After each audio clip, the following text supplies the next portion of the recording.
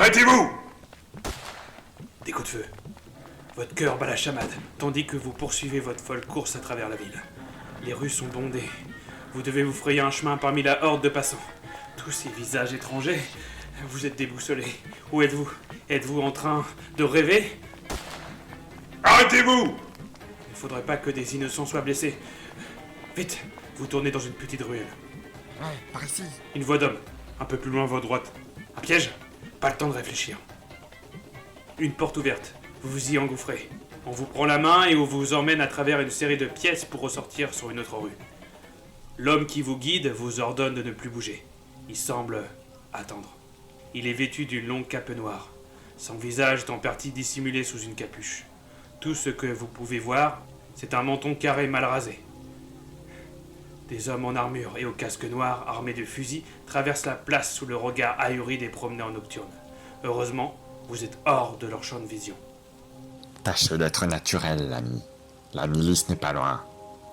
Je vais vous emmener dans un refuge à quelques rues d'ici. La pluie ne cesse de tomber. Vous êtes trempé et vous avez froid.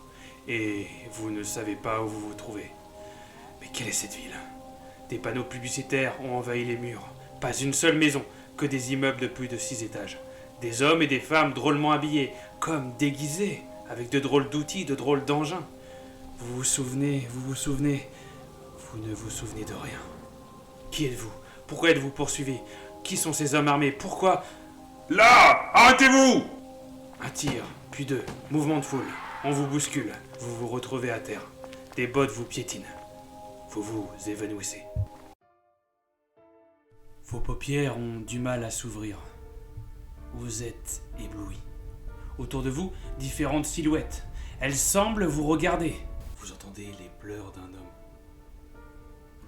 Adam, il faut que vous nous le laissiez. Je ne veux pas qu'il lui arrive quelque chose. Laissez-moi, je l'éduquerai, je lui enseignerai comment il faut se comporter. Je peux encore vous être utile, ne me tuez pas, par pitié! Finissez-en avec lui. Que fais-tu, toi? Non! Non! Un cauchemar. Vous vous réveillez sur un lit de fortune, dans une pièce faiblement éclairée. L'homme, votre sauveur, se tient affalé dans un fauteuil et il vous observe. Vous avez eu de la chance de tomber sur moi. Un peu plus et il vous attrapait. Appelez-moi Snake. Il se lève et vous tend une main grasse.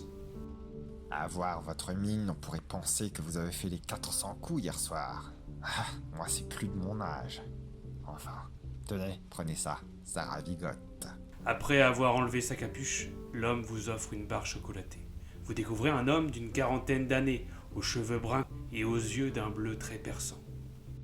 Je suis chargé de vous aider. Je l'ai déjà bien prouvé d'ailleurs. C'est Mademoiselle Eva qui m'a payé pour vous faire quitter ce bourbier, enfin, quitter la ville. Il vous examine quelques instants.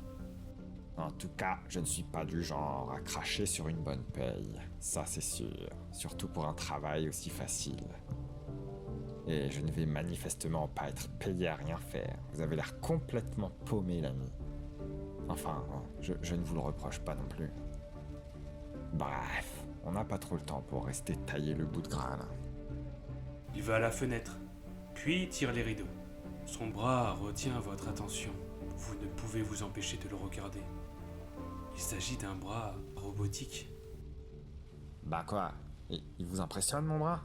Bon, je dois dire que j'ai été assez étonné de ne constater aucune amélioration robotique chez vous. Aujourd'hui, tout le monde a une partie de son corps transformée. Bienvenue dans le transhumanisme, ouais. Quoi? Ça vous dit rien non plus? Vous vivez sous un rocher ou quoi? On dirait que...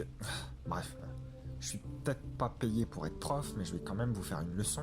Le transhumanisme, ça a d'abord été un mouvement qui défendait l'idée selon laquelle on pouvait transformer l'humain, qu'on pouvait dépasser nos capacités, en gros. Et comment améliorer l'être humain, je vous le demande? Voilà, en utilisant la science et la technologie. Regardez-moi par exemple. J'avais perdu mon bras de chair, d'os et surtout de muscles dans un accident, une sale histoire de requins et de vagues. Bref, on m'a remis un bras en robot quoi. Et puis au final, me revoilà tout neuf. Enfin tout neuf. Le reste est d'époque, ça je vous prie de le croire, mais bon, toujours aussi fonctionnel. Et puis avec leurs bêtises technologiques là, on peut vraiment tout améliorer chez nous, hein, vraiment. Et je me rappelle encore du slogan des usines Loeb. Tu veux courir vite, fais-toi greffer des jambes artificielles. Il vous fait un clin d'œil. Qui est Mademoiselle Eva? À vrai dire, j'en sais rien. Elle m'a juste donné votre localisation approximative et m'a dit de vous emmener à la périphérie de Néonpolis. J'en sais pas plus, hein, vraiment. Vous vous souvenez vraiment de rien? Une amnésie temporaire, j'espère. En tout cas, vous avez été témoin d'un meurtre. Vous en êtes le coupable. Vous aviez du sang sur votre tunique. Ce n'était pas le vôtre. Il appartenait à un certain Julius Azazel.